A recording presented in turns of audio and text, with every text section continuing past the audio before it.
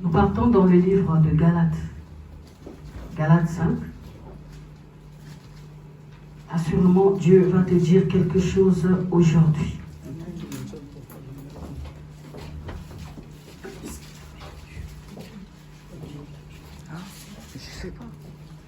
Dieu dit, mon peuple périt faute de connaissance. Nous périssons, nous souffrons, bien-aimés, parce qu'il nous manque la connaissance. Nous nous faisons manipuler par l'ennemi parce que nous n'avons pas la connaissance. Et Dieu dit, j'avais dit que vous êtes des dieux. Cependant, vous mourrez comme des princes quelconques. J'avais dit que vous êtes des dieux. Nalobaki que vous avez. Alléluia. Amen. Moi, mon kondi azali nani. Moi, nzambe azali. Alléluia. Amen. Ce que moi, nzambe, j'aimerais un peu que tu salues la présence de Dieu. Amen. Alléluia. Si tu es enfant de Dieu, ça veut dire que tu dois refléter la gloire de ton Père. Amen. Tu dois le connaître. Amen. Nous avons grandi avec des pères charnels. On savait que si je fais telle chose, papa va se fâcher. Moi, mon père, il suffisait qu'il te regarde seulement. Rien que le regard seulement. Tu es en train de trembler. Le regard seulement. Il disait tout par son regard. Donc, on savait déjà que 18h, tout le monde doit être à la maison. Donc, quand tu es dehors, dès qu'il est 18h50, tu commences à trembler parce que tu sais que ça va chauffer aujourd'hui avec papa. Et nous, on a grandi comme ça. Un jour, je me rappelle, je suis sortie, j'ai pris ma petite soeur. Là où on m'avait invité, je pars là-bas, j'arrive. On nous a servi du vin. Et comme les enfants aiment tout ce qui est sucré, le vin était sucré. Ma petite soeur a bu le vin.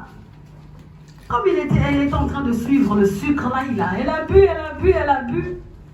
L'enfant s'est saoulé.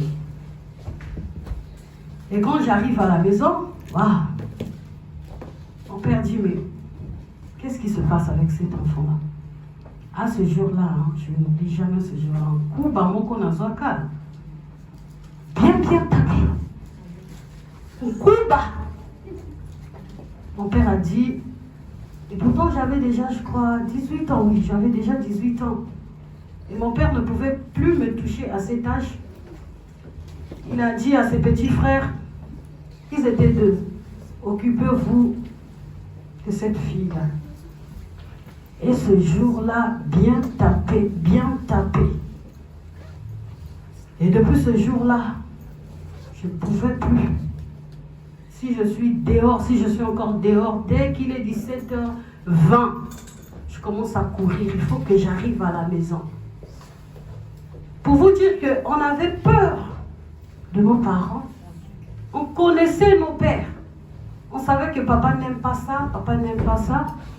Et pour éviter d'être tapé, moi, vraiment, mon père m'a beaucoup tapé. J'ai été tapé. Si c'était peut-être en France ici, j'allais peut-être porter plainte, comme les enfants d'ici qui aiment porter plainte à leurs parents. Vraiment, mon père m'avait redressé par des chicottes. Mais ça m'a aidé. Aujourd'hui, je suis fière de lui. Je suis fière de l'éducation que mon père m'a donnée. Ça m'a évité d'aller en boîte. Ça m'a évité de faire d'autres choses que nombreux des gens ont fait à cause de ça, parce que j'avais peur de mon père. Mais on avait peur de nos peurs, de nos pères, selon la chair. Mais on n'a pas peur de notre Père selon l'Esprit. Amen. Et voilà pourquoi il dit que mon peuple périt faute de connaissance.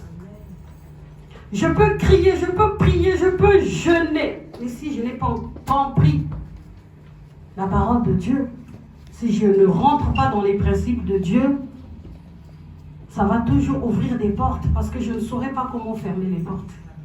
La grâce va descendre, mais à un moment donné, par mon ignorance, les portes vont s'ouvrir. Et voilà pourquoi il est très important de connaître la parole de Dieu. Donc je disais, Galates 5,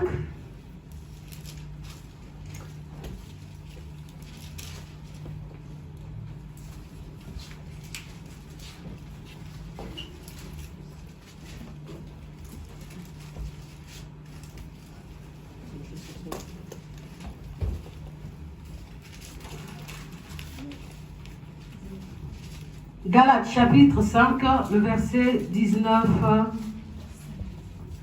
à 21.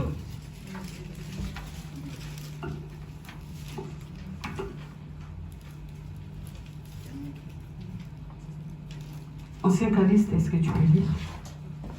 Je lis la parole de Dieu dans le livre de Galates, chapitre 5, je commence au verset 19. Entretenez-vous par des psaumes. Galates 5.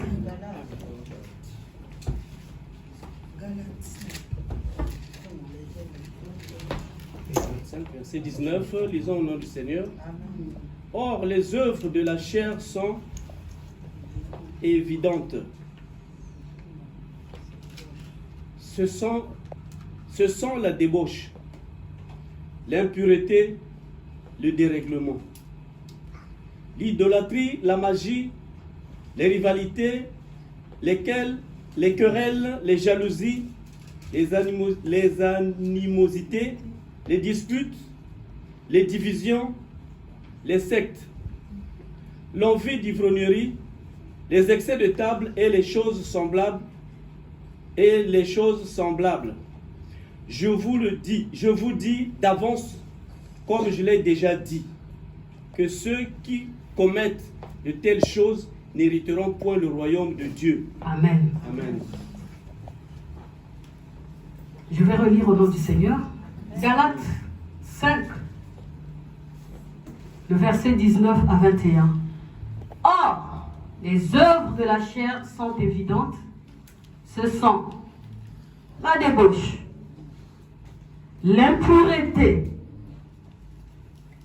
le dérèglement, l'idolâtrie, la magie, les rivalités, les querelles, les jalousies, les animosités, les disputes, les divisions, les sectes, l'envie, l'ivrognerie, les excès de table et les choses semblables.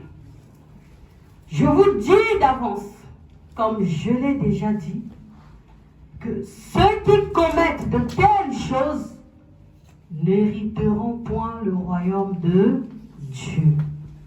Amen. Dites un peu ensemble avec moi, le royaume de Dieu. Le royaume de Dieu.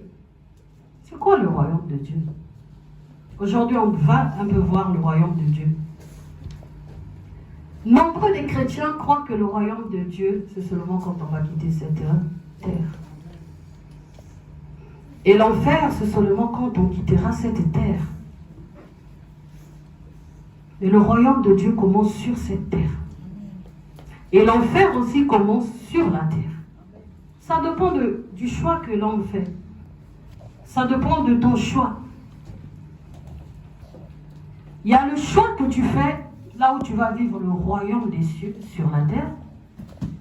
Et il y a le choix que tu vas faire là où tu vas vivre aussi l'enfer avant même d'arriver en enfer sur la terre. Et la parole de Dieu nous dit, ceux qui commettent de telles choses n'hériteront pas le royaume de Dieu. On va voir un peu dans le livre de Luc 11, verset 20. Jésus nous parle beaucoup du royaume des cieux.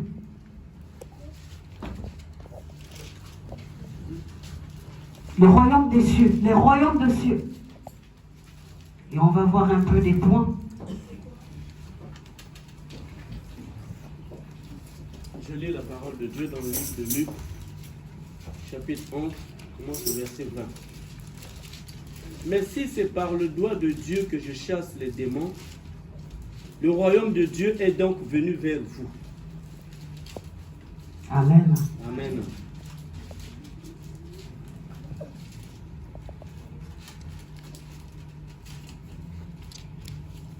Ils disent, excusez-moi, je ne suis pas à la page.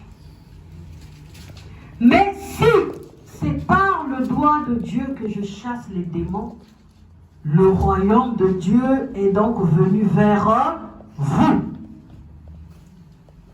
Là encore, il nous montre qu'on peut vivre le royaume de Dieu sur la terre. On va continuer un peu avant d'abord de continuer dans notre sujet. Luc 12, 32.